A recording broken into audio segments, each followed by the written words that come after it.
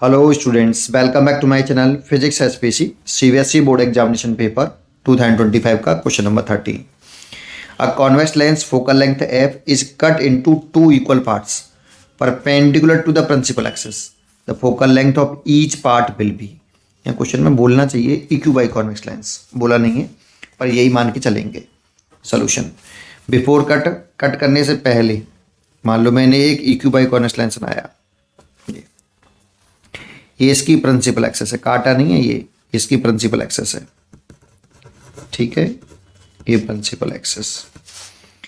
Cut करने से पहले इसकी फोकल लेंथ एफ है, तो मान लेते हैं कि लाइट इस साइड से इंसिडेंट हो रही है, ये इंसिडेंट रही है, तो जिस सरफेस पे पहले लाइट पड़ती है उसे फर्स्ट सरफेस मानते हैं, तो ये फर्स्ट सरफेस है, इसकी रेडियस ऑफ कर्वेचर R1 और इस सरफेस को हम सेकंड सरफेस मान लेते हैं R2, क्योंकि हम लेट कर रहे हैं कि ये EQ बाई कॉन्वेक्स लेंस है। क्वेश्चन में गिवन तो है नहीं है पर बिना माने आएगा भी नहीं, EQ बाई कॉन्वेक्स लेंस, तो radius of curvature R1 R2 magnitude wise बराबर है। तो कट करने से लेंस पहले लेंस मेकर फॉर्मूला लगा रहा हूँ, फोकल लेंथ निकाल रहा हूँ 1/f is equal to lens के मटेरियल का रिफ्रैक्टिव इंडेक्स म्यू मान लिया है, सराउंडेड मीडियम जो एयर है उसका रिफ्रैक्टिव इंडेक्स 1 मान के चल रहे हैं, तो mu minus 1/R1 minus 1/R2।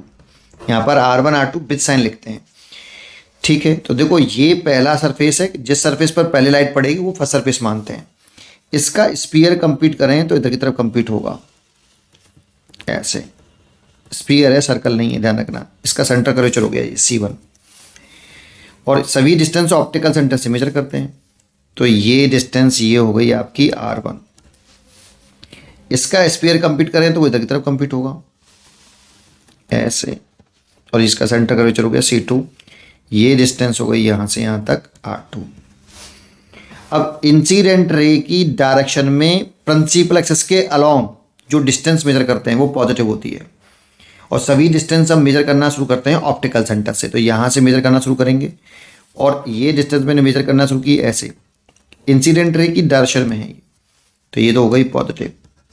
और इंसिडेंट रे के अपोजिट डायरेक्शन में प्रिंसिपल एक्सिस के अलोंग, तो देखो यहाँ से मेजर करना शुरू करो और चलो ड्रर ऐसे, तो इंसिडेंट रे के अपोजिट डायरेक्शन में तो नेगेटिव आएगा, तो वैल्यू पुट कर दो, तो म्यू माइनस 1/R1 तो प्लस का है और R है, और R2 माइनस का है और R ही है, तो ये फोकल लेंथ आ जाएगी म्यू माइनस 1, देखो यहाँ प्लस हो जाएगा और प्लस हुआ तो 1/R प्लस 1/R तो 2/R हो जाएगा, ये 1/f आ गई। ये कट करने से पहले हमने लेंस की फोकल लेंथ निकाल ली। अब क्वेश्चन में कह रहा है कि इसी लेंस को, ये जो लेंस है ये इसकी प्रिंसिपल एक्सेस है, इसकी प्रिंसिपल एक्सेस है, is cut into two equal parts perpendicular to the principal axis, perpendicular to the principal access.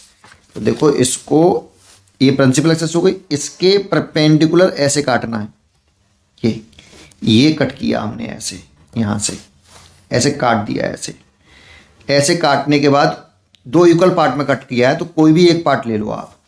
मान लो कि मैंने ये कट करने के बाद ये वाला पार्ट ले लिया, अब वो वाला भी ले सकते हो, उससे कोई फर्क नहीं पड़ेगा, ठीक है, ये ले लिया, ठीक है। लाइट अभी भी इसी से अब इसकी फोकल लेंथ पूछ रहा है हमसे f' कितनी है। तो देखो refractive index the property of material, जब तक मटेरियल नहीं चेंज होगा तब तक लेंस के मटेरियल का रिफ्रैक्टिव इंडेक्स चेंज नहीं होगा, तो रिफ्रैक्टिव इंडेक्स तो अभी भी म्यू रहेगा। तो चेंज क्या आया रेडियस ऑफ कर्वेचर में, पहले सरफेस की जो रेडियस ऑफ कर्वेचर है उसमें तो कोई चेंज नहीं आया, वो भी R है, लेकिन दूसरा सरफेस प्लेन हो गया है बेटा, तो प्लेन सरफेस की जो रेडियस ऑफ कर्वेचर होती है वो इन्फाइनाइट होती है, वो हमें याद होनी चाहिए, ठीक है। और इसका पहले सरफेस का अभी भी स्फीयर इधर की तरफ कंप्लीट हो रहा है ऐसे में, है ना, और इसका सेंटर कर्वेचर ये है और इसका ऑप्टिकल सेंटर ये होता है, यहाँ से नापें तो ये R1 है और ये इंसिडेंट रे की डायरेक्शन में ही नाप रहे हैं ऐसे, तो ये पॉजिटिव है अभी भी। तो इसकी focal length f' new focal length, lens के मटेरियल का इंडेक्स में कोई चेंज नहीं है, 1/R1 ये लेंस मेकर फॉर्मूला होता है R1 माइनस R2, म्यू में कोई चेंज नहीं इसलिए म्यू माइनस 1, R1 आपका अभी भी प्लस का ही है और वो R ही है, R और R2 आपका प्लेन सरफेस का रेडियस ऑफ कर्वेचर इनफाइनाइट होता है, याद करना है। ठीक है, तो ये इन्फिनिटी का इसमें डिवाइड करेंगे तो कोई जीरो हो जाएगा ये तो ये म्यू माइनस 1 और ये 1/r, ये 1/f डैश हो गया। देखो यहाँ से इस 2 को इसके नीचे ले आओ तो 1/2f दिखाई देगा आपको। इस 2 को डिवाइड में ले आओ नीचे तो म्यू माइनस 1 ऐसा क्यों किया समझ में आएगा अभी आपको। 1/r इसकी वैल्यू निकले आई आपकी 1/2f। तो यहाँ पे इसी की वैल्यू तो पुट करनी है हमें, म्यू माइनस 1 1/r यहाँ पुट कर देंगे तो 1/f dash is equal to 1/2f। तो f डैश की वैल्यू आ गई आपकी 2f। फोकल लेंथ डबल हो जाएगी ईच पार्ट की, है ना। काटने के बाद इस पार्ट की जो फोकल लेंथ है वो 2f और इस वाले पार्ट की जो फोकल लेंथ है वो भी 2f काटने के बाद। ठीक है, कट करने से बाद। पढ़ते रहिए और खुश रहिए।